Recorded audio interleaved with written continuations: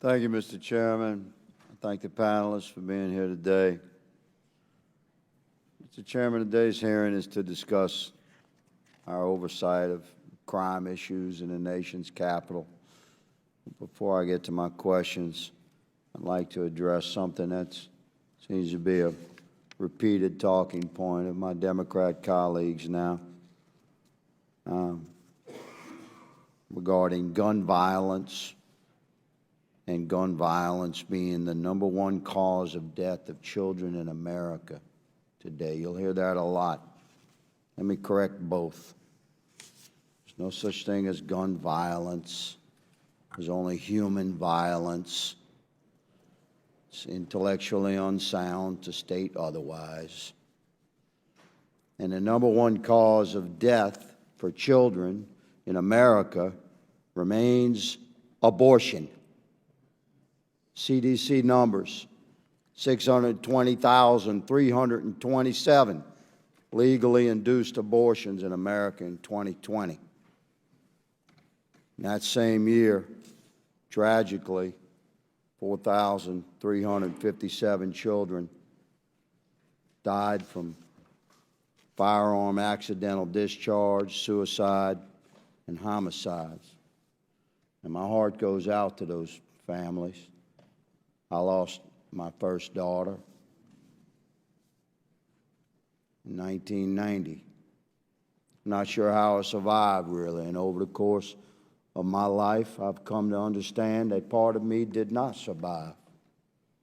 Indeed, part of me died with my daughter that day. And I don't appreciate my Democrat colleagues constantly lying to the American people, referring to gun violence as if it's not driven by human violence, and ignoring the fact that America has allowed millions upon millions of children to be killed in the womb. Let's turn to crime,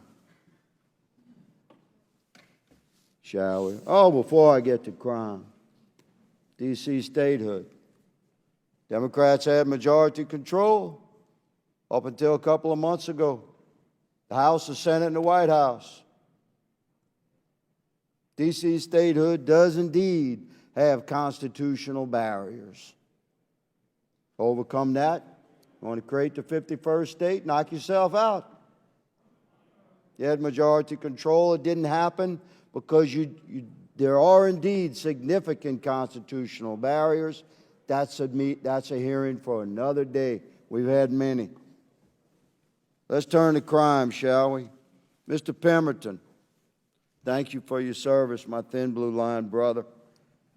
Considering the D.C. Chief of Police Robert Conte's testimony on February 23, 2023, stating that the D.C. Metro Police Department is experiencing record low number of officers and recruitment is incredibly difficult, how might the D.C. Council's Comprehensive Policing and Justice Reform Amendment Act of 2022, that provision which permits activist and anti-police groups to search for officers' past complaints, how might that affect your recruitment and retention of police officers in D.C. Metro Police Department, sir?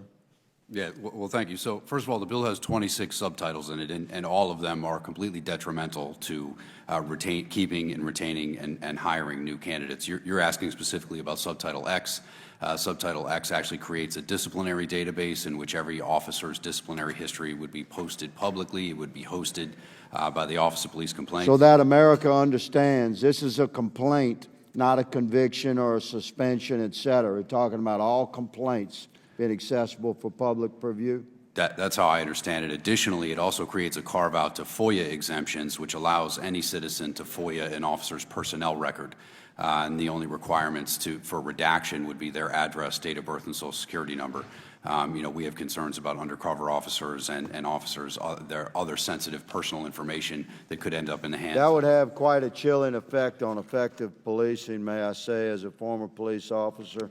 Let me just close by saying to you gentlemen from the D.C. Council, It's going to get worse because the word on the street, it's not uncommon for criminals to leave their base of operations, their city, for a period of time when the heat is on.